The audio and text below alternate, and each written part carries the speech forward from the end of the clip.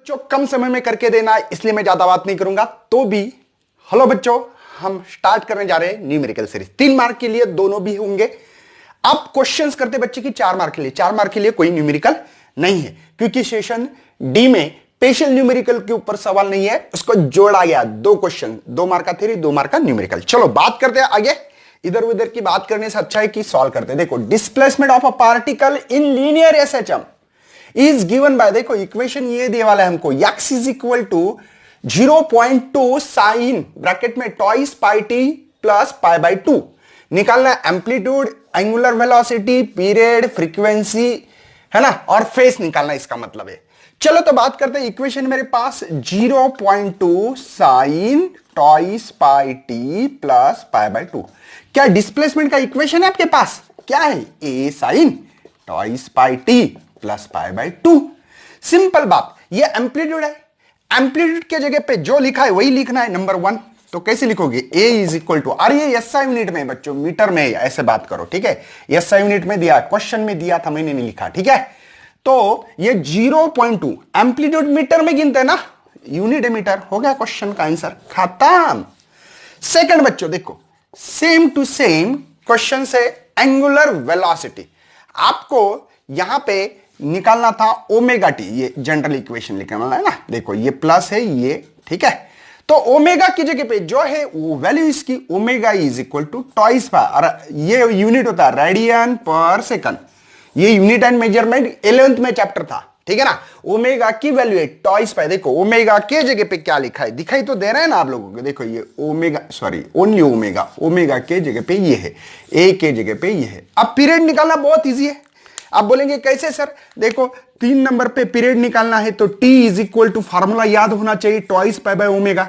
Omega की value मेरे पास ऑलरेडी है, therefore t is equal to twice pi, और इसकी भी वैल्यू टॉइस पाई है ओमेगा की, तो 2 पाई जा 1। मतलब बच्चों यहां पे पीरियड इज इक्वल टू 1, और इसका ऐसा यूनिट होता है सेकंड। सही है ना। नेक्स्ट फोर्थ बच्चों देखो, फोर्थ है हम लोगों के पास फ्रीक्वेंसी। फ्रीक्वेंसी निकालना है हम लोगों को, तो पता है कि n is equal to 1 by t, और t की वैल्यू 1 है बच्चों।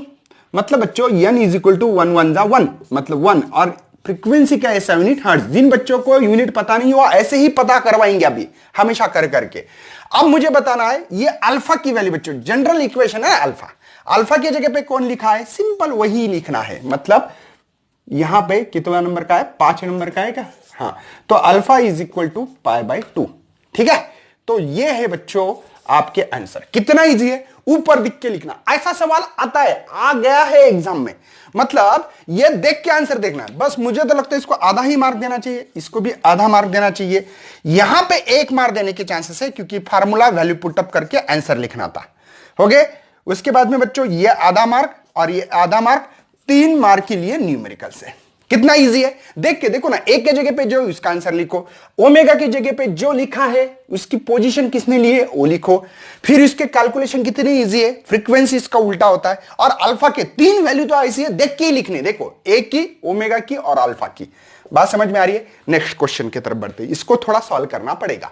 देखो इसमें हम लोगों को सबसे मेन बच्चों ध्यान देना है, displacement of a particle SHM is given by 12 sine 0.8 pi t plus 5 cos 0.8 pi t. Find करना बच्चों एम्पलीट्यूड, पीरियड, फ्रीक्वेंसी। एक एक मार्क के लिए क्वेश्चन से, हर क्वेश्चन को, इसको 1 मार्क, इसको। चलो तो x is equal to, equation है 12 साइन 0.पाई टी, ठीक है, प्लस 0। क्यों कर रहा हूं समझ में आएगा, ठीक है। प्लस 0 किया बच्चों, इस साइन कॉस को साइन करना है। अरे कॉस को साइन करना है तो साइन होता है ना theta plus 90 is equal to cos theta होता है। मतलब बच्चों इसमें 90 ऐड करना है, तो आप लोग लिख सकते हैं 5 साइन, देखो 5 साइन, कॉस के जगह पे साइन क्यों लिख रहा है समझ में आएगा आपको, ठीक है। 0 है ना 8 पाई टी प्लस पाई बाई 2। समझ में आ रहा है? इक्वेशन को मैंने कैसे चेंज किया, इक्वेशन को चेंज करना था, मैंने चेंज करवा लिया। कॉस है हमारे पास, इस कॉस के जगह पे बच्चों मैंने साइन लिखा है, लेकिन इसके लिए पाई बाई 2 ऐड करना पड़ता है। क्यों लिख रहा हूं? क्योंकि ये इक्वेशन है a1 sine omega t plus phi 1 बोलो अल्फा 1 जो भी बोलना, ठीक है, प्लस A2 साइन, ये इक्वेशन है omega t plus phi two. बात समझ में आ रही है? देखो ओमेगा सेम है, इसलिए ओमेगा 1 ओमेगा 2 लिखने की जरूरत नहीं है। चलो A1 के जगह पे मेरे पास 12 और इसका SI यूनिट मीटर में लिखो। चलो हम लोग मीटर में लिखेंगे, ओके, SI यूनिट में लिखना है। चलो उसके बाद अगर सेंटीमीटर में बोला तो सेंटीमीटर में भी लिखना पड़ता है। उसके बाद में बच्चों देखो यहां पे A2 की जो वैल्यू है, A2 के जगह पे 5 मीटर है, ठीक है। उसके बाद में ओमेगा के जगह पे हमारे पास तो 0.5 है, ठीक है। उसके बाद में φ1 की जो वैल्यू है मेरे पास φ1 0 यहां पे, और यहां पे φ2 जो है बच्चों वो π/2 है। और कुछ बचा है तो देख लेना। मुझे निकालना क्या है बच्चों? रिजल्टेंट एम्पलीट्यूड, और इसके लिए फार्मूला है मेरे पास A1 square A2 square twice A1 A2 cos, है ना, φ1 माइनस φ2। याद करो रिजल्टेंट एम्पलीट्यूड निकालते। दिखाई तो दे रहा बच्चों? नहीं तो मेरा लिखना चालू आपको दिखाई ना दे, बहुत बुरी बात होती है। चलो तो आगे बढ़ रहा हूं मैं। A1 स्क्वायर की वैल्यू है 12, 12 का स्क्वायर होता है 144, डायरेक्ट कर रहा हूं मैं अभी स्क्वेयरिंग। A2 का स्क्वायर है 5 का square 25 plus twice A1 value है 12, है ना, मल्टीप्लाई 5 कॉस A1 A2 की वैल्यू डाल रहा हूं। φ1 है बच्चों 0, देखो यहां पे φ1 0, φ2 है माइनस π/2। समझ में आ रहा है कुछ? R इज इक्वल टू बच्चों, हम लोग यहां पे काम करने जा रहे हैं। यहां पे मुझे लगता है कि 1 है ना 69, देखो दोनों की एडिशन 144 प्लस 25 प्लस यहां पे हो रहा है कितना 120 कॉस 0। कॉस 0 की वैल्यू देखो, ये कॉस 0 कॉस 90, ये तो कॉस 90 है, कॉस माइनस 90, तो कॉस माइनस, है ना, माइनस कॉस 90 वैल्यू 0 होती है। तो इस वैल्यू को डालने की जरूरत नहीं, कॉस 0 की वैल्यू 1 है, मैं डायरेक्ट मल्टीप्लाई 1 कर रहा हूं। मेरी बात समझ में आ रही है? कोई दिक्कत नहीं होना चाहिए मेरे भाई लोगों को। बात समझ में आ रही है क्या? ये cos 0 की वैल्यू 1 है, cos 90 की वैल्यू, सॉरी cos 0 की वैल्यू 1 है, cos 90 की 0 डालने की जरूरत नहीं थी, वो 0। चलो तो ये 20 मल्टीप्लाई 1 120 होगा। तो चलो ऐड कर रहे हैं 9, ठीक है, ये हो रहे 8 और ये हो रहा 2। मुझे लगता है कि सभी बच्चों को ये वैल्यू याद होनी चाहिए।